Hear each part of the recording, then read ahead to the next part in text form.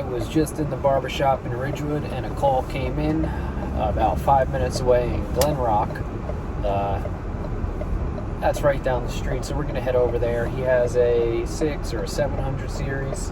It's in the suburbs, let's say a 600 series. It's flashing service, EC something. It's got an EC code, an error code. It's freezing food. So I'm immediately thinking about airflow.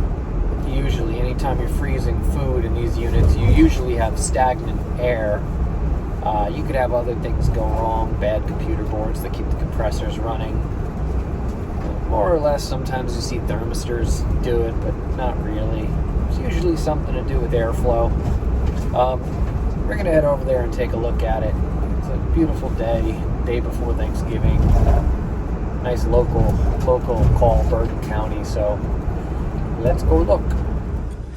So basically, we've got my non-contact voltage meter, and we got 120 volts going to the freezer compressor. Okay. It's hot as hell, and it's running right now because it's getting its voltage, and it is running. Okay. Our fridge, no power, that's fine. The refrigerator's satisfied. And then the last thing we've got is power going to the fan right there, but the fan is not spinning. That fan needs to spin when it gets power. So we could take a voltmeter, we could try to throw it and give it a little go, and I got it going. So right off the bat, you can kind of see it's got like oil all over the fan. It's probably leaked out the oil. It's old, it's dry, it's getting power, and they have the hardest time starting.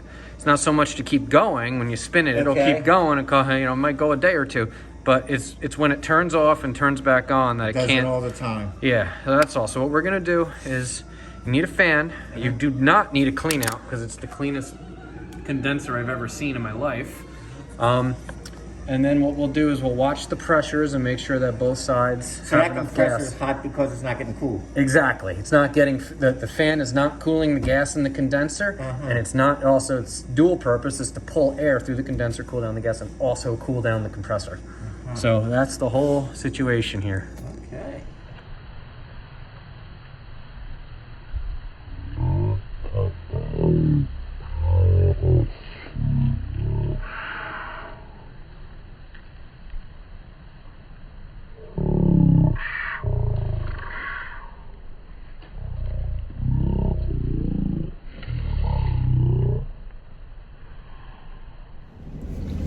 So I was wrong.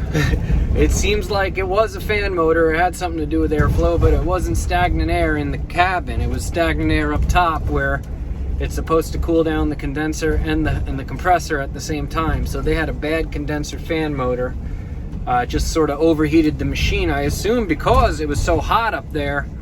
Maybe it kept the box running a little bit longer than it should, and certain items inside the refrigerator froze.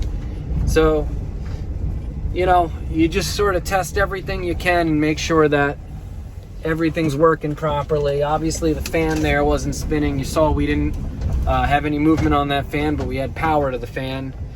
And once we got the new fan in, everything, you know, went back to normal. I reset the codes. Hopefully that works for them. Okay.